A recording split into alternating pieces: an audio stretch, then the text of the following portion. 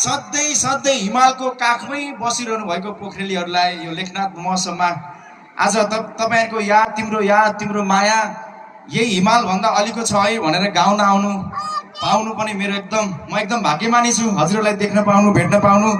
Thank you so much है त पोखरेलीहरू। अब कलाकारलाई चाहिँ अरू केही चाहिँदैन, अलिअलि टाइमिङमा हजुरहरूले ताली बजाइदिनु भयो भने मजा आउँछ। मैले एउटा टाइमिङ दिन्छु, त्यो टाइमिङमा ताली बजाउनु है त मसँगै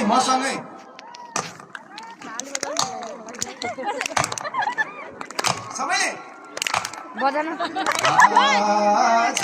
आलीको तिम्रो याद आलीको हिमाल भन्दानी ए झालीको तिम्रो याद आलीको हिमाल भन्दानी फुल्की पेरालाई दिन्दा नजिक आइदिन्दा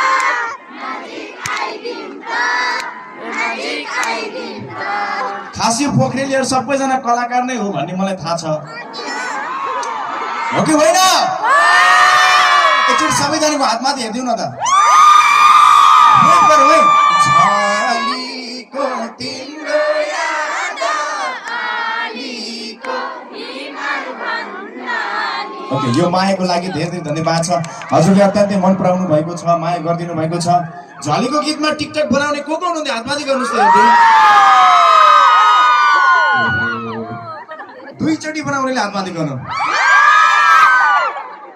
5 चोटि बनाउनेले हातमाथि गर्नु, 10 चोटि बनाउने हातमाथि गर्नु। हजुरहरूलाई सबैजनालाई हजुरहरूकै ठाउँमा पुगेर धन्यवाद दिन पाए हुन्थ्यो। सकेसम्म त मैले सबैलाई धन्यवाद दिएको हुँ, दिन पाए हुन्थ्यो भन्ने थियो। आज यहाँ आएर हजुरहरूलाई धन्यवाद दिन पाइयो। थ्याङ्क यू सो मच है सबैजनालाई।